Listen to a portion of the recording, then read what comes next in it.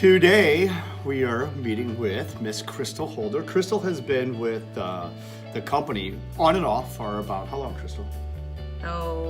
7 months. 7 months, wow. 7 months. And so Crystal was one of the individuals who decided, it was a little crazy here for a little bit, so she decided to take a little breath and she walked away, and then she decided to come back. So Crystal, I like these people. What can I say? yeah, we love her. So Crystal is the one that we always see at the very top of all of our lists, whether it be the sales, whether it be transfers, whether it be the call ratios, 15 or 5-minute conversations, what have you. So part of our best practices, I thought I would ask Crystal some questions, and more importantly, she could just tell us what is she doing that is so great that hopefully everybody else can replicate. So I'll leave it at that. Crystal, what are you doing that you feel is what makes you so successful? I'm just not leaving the conversation open-ended. So give me some examples of what that really means. For example, like whenever they try to cut in and ask questions, I don't really answer them. Look, if they want to, I feel like that's the main point where you lose a conversation, when you start answering questions to people and then they're like, that's all they want at that point in time. They just want the answer to their question so they can hang up the phone. So I'm like, that's a great question for your finance manager. Let me get them on the line. Let me get through what I got to tell you about this coverage that's going to save you money in the long run. That's a good point. So are there any objections that you can't overcome? And I know that's kind of a loaded question because you have overcome almost all of them, but I know I also have you listening to other people's phone calls. Is there a common rebuttal that you think that we are getting stuck with? I go through the dealership. Okay. So with that one, what I always say is, all those dealerships are independently owned. They're not owned by a manufacturer. They sell the vehicles. So what I do is I say, do you realize that all those are individually owned and they're marking up their policies? The policies we're selling, we're administrators. We sell those policies. Just listen to your options. Do your due diligence. And then that's whenever, they kind of shut up for a minute. They stay on the line because they actually want to hear what you have to say.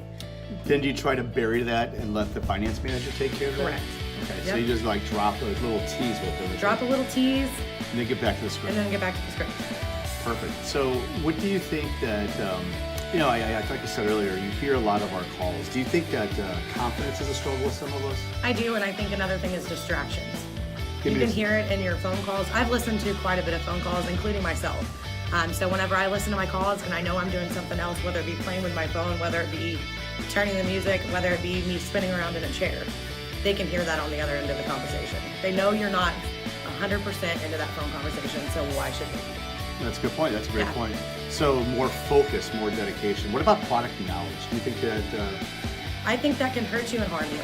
Okay, tell me more. The reason why I think that is because I know on some of my cases that I know maybe too much, and so when it comes over to finally gets to a finance manager, they've already heard what I had to say, so there's no rebuttaling, there's no leadway for them to kind of work that call. So I think knowledge of the product, knowledge of what you're selling and actually what you're helping these people with is what's going to help you. Not necessarily a way to turn around the conversation and be like, hey, and kind of force them over there. It's just know the product, know why we're trying to help people, what we're trying to help them with. We're trying to help them save money. Everybody wants to save money. So do you find it a little bit of a challenge for some people, and I maybe don't listen to my words here, but it's hard to buy something when you really don't need it at that time. As in, their car is not sick right now, but you have to position it like when their car will get sick. But is it though? Because people buy shoes all the time they don't need. Shoes aren't, commitment for 24 to 18 months as well. Yeah, but this is something that eventually, whenever I get that hiccup, oh, I'm broke, I can't do this. Well, if you're broke now, how are you going to afford it when your car breaks down? That's a great point. So if you're broke now and you can't afford it, they're like, and then they always answer back, well, I'll figure it out then. Well, if you're going to figure it out then, why not let's just figure it out now? And 9 times out of 10, they have the money. They just don't want to spend it. So you get them over there that knows more knowledge, which is the finance department. Right. They have a little bit more skin in the game. They know what they're doing. Therefore, get them over there. Just get them over there. Get them over there with them knowing why right. going there. Right. And it's one of the challenges I see is we are focused on getting our 12 amount of transfers per day, but we have to really focus on the quality. Well, focus on the quality of the transfer, meaning that the consumer or the individual on the phone absolutely understands the purpose of why they're going to a finance manager. And you do a great job with that. Sherry does a great job with that, and TJ's done a great job with that down in Florida as well. Yeah, he's good. You're good, TJ. He had a great week last week. So what other advice would you give the people who are just either coming into this or for us, air quote veterans who have done this for a while that we might be in a little bit of a stalemate? Pay attention. Pay attention to the call. Drop everything you're doing. You're at work. Everything else doesn't matter. Make the money. Go home. Make the company money. Realize that you're with a good group of people, amazing group of people that have your back, and make money. Your focus should be on work, and I feel like that's probably a lot of people's problems is they're so, okay, we got to get the 12 transfers. Your point, going back to your point. But the 12 transfers, if they're just 12 transfers that's sent over there, and you're not taking the time with those transfers to really help them and understand what they're selling, then they're not going to go anywhere, and then you're just going to get fed up again. You're just going to get fed up. So when you get the individual on the call and they say hello, how do you address that individual if it's, if the client or the consumer's lead form says, Jennifer and Steve Smith, and you hear a woman answer, how do you say hello? I say it's Mr. or Mrs. You do say, is this Mr. Smith or Mrs. Smith? Yes, I use that a lot. Okay, because I hear, and I think it's just personal choice. Hey, Jennifer. But a lot of people don't like to be called by their first name because they're like, you don't know me, why are you doing that? I would definitely switch it up a little bit. You can vibe the people on the phone. You guys are around people all the time, I am. So you can read how that conversation is going to go within the first 5 minutes. Get on their level. Not even 5 minutes, in the first couple seconds. Yeah, right? well, yeah, I meant that 5 seconds, not 5 minutes. But just get on their level. Look at where they're from. Look at the area of where they're from. If you're calling somebody in Detroit, you know that it's a little rougher part of the woods. Connect with those people. There's so much information in front of you, so you can already connect with those people before you even really have a conversation with them. This is where I'd say you absolutely should profile. Yeah. Based on if I'm driving a BMW or if I'm buying a Volkswagen or whatever else. Right. Identify with Well, and you can also identify whenever you look at their city and their state, where they're from, and say it's, and you are kind of prejudging a little bit. That's okay, because you're prejudging in a positive way.